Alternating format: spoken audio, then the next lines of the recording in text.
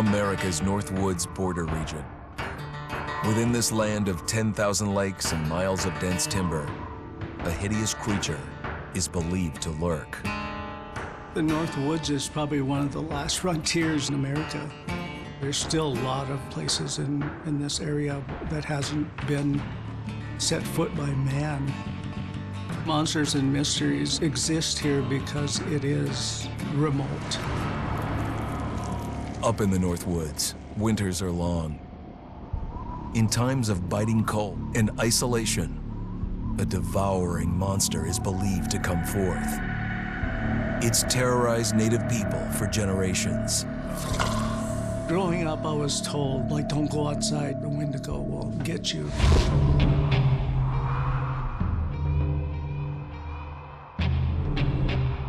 Among the traditions of the northern Algonquin tribes is the Wendigo, a monster that can seize hold of a person to carry out its hunger for human flesh.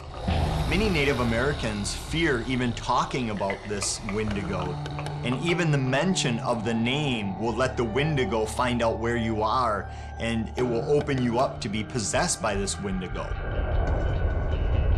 The most famous case of a Wendigo possession took place in 1879 in the deep woods outside of Edmonton, Alberta.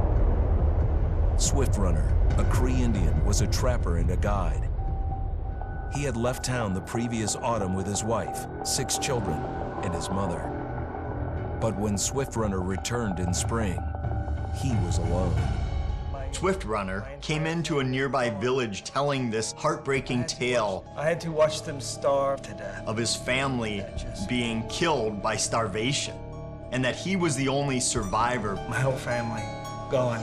It wasn't hard to understand a family falling victim to a brutal winter. To even not. Yet something was suspicious about Swift Runner.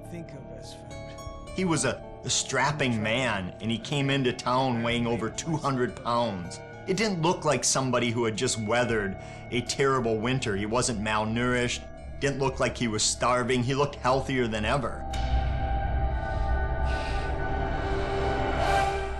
After a few nights, it became clear that something was wrong. He started having night terrors, screaming in his sleep. I am the Wendigo! Villagers alerted the police. Swift Runner actually guided them back to his winter cabin. When they got there, that's when they saw the true horror.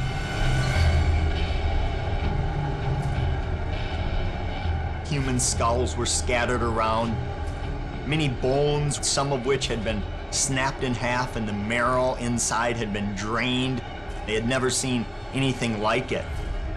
Swift Runner had killed his entire family, shooting them, hitting them with an axe, strangling, and then eating most of their bodies.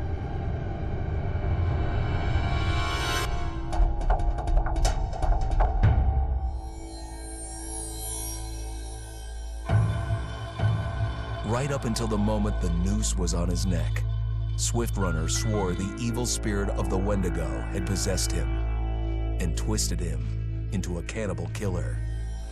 When he was on the gallows, Swift Runner himself said, "I am no longer a man.